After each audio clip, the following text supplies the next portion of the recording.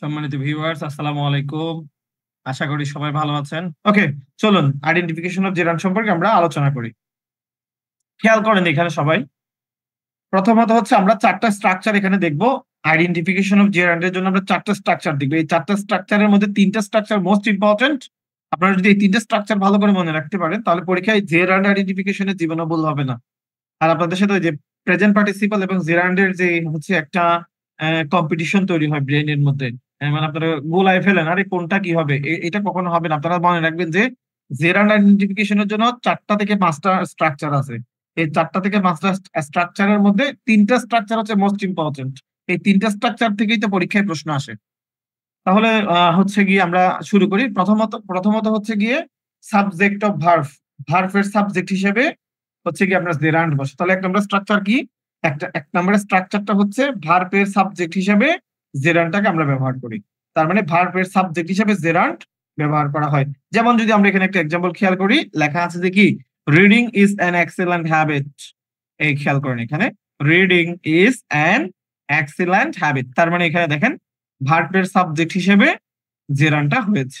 তাহলে আমরা এখান থেকে মনে রাখবো ১ নম্বরের স্ট্রাকচারটা, ভার্বের সাবজেক্ট হিসেবে জেরান্ড বসবে।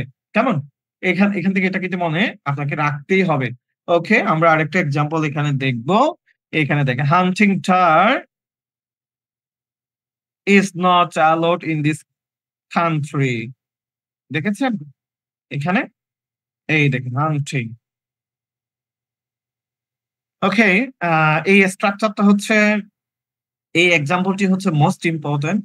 আপনারা হচ্ছে এখানে এই এক্সাম্পলটি শিখে রাখবেন। আর এক্সাম্পলটি হচ্ছে আপনার যেকোনো অক্সফোর্ড প্রেজের যেকোনো বইয়ের মধ্যে এক্সাম্পলটি দেয়া আছে এবং এটা হচ্ছে আপনার অক্সফোর্ড ডিকশনারির মধ্যে এক্সাম্পলটি দেয়া আছে। তো দেখে নিবেন।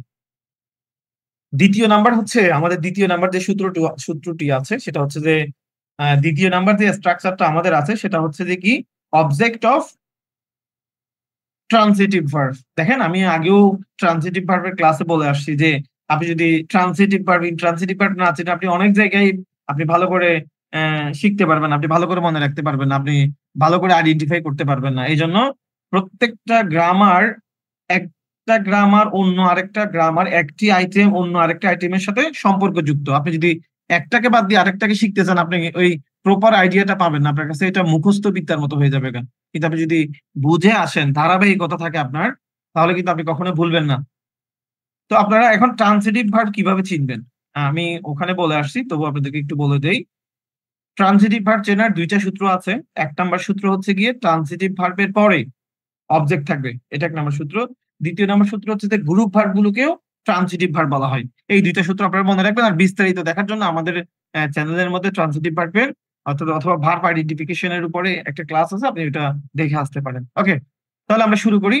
জেরান্ড আইডেন্টিফিকেশন এর ২য় নম্বরের স্ট্রাকচারটা হচ্ছে কি? অবজেক্টিভ ফর্ম এর পূর্বে, অবজেক্টিভ ফর্ম এর পূর্বে অর্থাৎ objective of transitive verb, transitive ভার্বের অবজেক্টিভ হিসেবে এটা হচ্ছে গিয়ে বসে, জেরান্ডটা হচ্ছে গিয়ে বসে। যেমন যদি আমরা এখানে একটু খেয়াল করি, জেরান্ড ট্রান্সিটিভ ভার্বের অবজেক্ট হিসেবে বসে। তাহলে কি বলছি? জেরান্ডটা কোথায় বসে? ট্রান্সিটিভ ভার্বের অবজেক্ট হিসেবে জেরান্ডটা বসে। যেমন যদি আমরা এখানে একটু খেয়াল করি, স্টপ প্লেইং। খেয়াল করেছেন? এই দেখেন প্লেইং আছে এখানে। প্লেইংটা হচ্ছে গিয়ে একটি জেরান্ড এখানে। কেমন? এরপরে আমরা যদি এখানে একটু খেয়াল করি, আরেকটা এক্সাম্পল যদি দেখি, দেখেন I like reading poetry. I like reading poetry. দেখেন এখানে কিন্তু রিডিংটা কি হবে? আপনারা আমাকে একটু বলুন তো দেখি। অনেকেই তো এখানে অনেক কিছু এখন চিন্তা ভাবনা করবেন। আর এখানে তো পোয়েট্রি আছে। এটা তো আবার হচ্ছে গিয়ে এক ধরনের নাউন। তারপরে হচ্ছে এই সেই অমুক তমুক। এত কিছু চিন্তা করে লাভ নেই। আপনি চিন্তা করবেন যে ট্রান্সিটিভ ভার্বের অবজেক্ট হিসেবে হচ্ছে সেরান্ট বসে। এতটুকু আপনাকে এখান থেকে মনে রাখতে হবে। এরপর আমরা যদি একটু খেয়াল করি, এখানে আরেকটা এক্সাম্পল আছে, ডু ইউ এনজয় টিচিং। তার মানে হচ্ছে এখানে টিচিংটা হচ্ছে গিয়ে কি? নির্দ্বিধায় জেরান্ট। ওকে, আমরা হচ্ছে আরো একটা এক্সাম্পল খেয়াল করব। এখানে লেখা আছে মালেক লাইকস গার্ডেনিং। দেখেন খেয়াল করেন, এই যে গার্ডেনিং, এটা হচ্ছে কি একটি জেরান্ট। তাহলে আমরা কিভাবে বুঝলাম দ্বিতীয় নম্বরের স্ট্রাকচারটা হচ্ছে আমাদের কি? দ্বিতীয় নম্বরের স্ট্রাকচারটা হচ্ছে জেরান্ড ট্রান্সিটিভ ভার্বের অবজেক্ট হিসেবে বসবে। কেমন? ওকে। এরপরে মোস্ট ইম্পোর্টেন্ট আরেকটা স্ট্রাকচার, এটা তো খুবই গুরুত্বপূর্ণ। যেমন হচ্ছে গিয়ে আমরা যদি ৩ নাম্বারের স্ট্রাকচারটাকে খেয়াল করি, দেখেন অবজেক্ট অফ প্রেপোজিশন। প্রেপোজিশনের অবজেক্ট হিসাবে, তার মানে বুঝতে পারছেন তো এখানে যে অবজেক্ট অফ প্রেপোজিশন, প্রেপোজিশনের অবজেক্ট হিসাবে কিন্তু হচ্ছে জেরান্ড বসবে। দেখেন আইডেন্টিফিকেশনে যখন আসবে তখন কিন্তু আমাদের এই পরিচিত যে প্রেপোজিশন গুলো এগুলো কিন্তু আসবে না। এটা কিন্তু আপনাকে খেয়াল করতে হবে। যেমন প্রত্যেকবারই দেখা যাচ্ছে বাট নিয়ে আসতেছে, লাইক নিয়ে আসতেছে। এই ধরনের আননোন অর্থাৎ মানুষের সচরাচর পরিচিত না এমন যে প্রিপোজিশন গুলো আছে, আইডেন্টিফিকেশন এ কিন্তু ওই প্রিপোজিশন গুলো আসবে। আপনি ওখানে টু, ইন, ফর এগুলো আসবে না। এগুলো দেখলে তো আপনি এমনি বুঝতে পারবেন যে এটা প্রিপোজিশন। এইজন্য দেখেন correct sentence, choose the correct sentence এর মধ্যেও কিন্তু যে ভেজাল গুলো হয় ওখানে কিন্তু প্রিপোজিশন সংক্রান্ত ভেজাল সবচেয়ে বেশি থাকে। আর্টিকেল সংক্রান্ত ভেজাল সবচেয়ে বেশি থাকে। তারপর হচ্ছে আপনার এই গ্রামার অর্থাৎ গ্রামারে যত মিস্টেক আছে ওগুলো নিয়ে সবচেয়ে বেশি থাকে। আর যাদের গ্রামারে মিস্টেক এখনো সমস্যার সমাধান হচ্ছে না তারা কমন মিস্টেক ইন ইংলিশ ওই আপনার মাস্টার জাহাঙ্গীর আলমের অনুবাদকৃত বইটা লিখতে পারেন। ওইটা খুব মোস্ট ইম্পর্টেন্ট এবং হচ্ছে ওখানে মোটামুটি খুব ভালো করে দেয়া আছে। ওকে, তাহলে আমরা ৩ নাম্বার স্ট্রাকচারটা কি বলা হয়েছে আমাদের থেকে হচ্ছে প্রেপোজিশনের অবজেক্ট হিসেবে জেরান্ড বসে। কেমন? যেমন I am tired of waiting. দেখেন এখানে খেয়াল করেন। এই দেখেন এটা হচ্ছে আমাদের জেরান্ড। কিভাবে জেরান্ড হচ্ছে?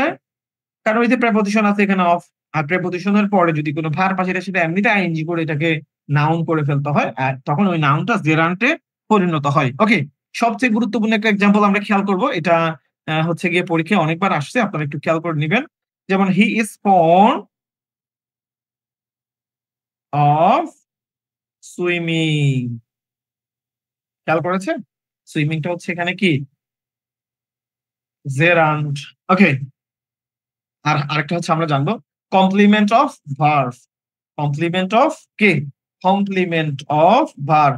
ভার্বের কমপ্লিমেন্ট হিসেবে জেরান্ড বসে।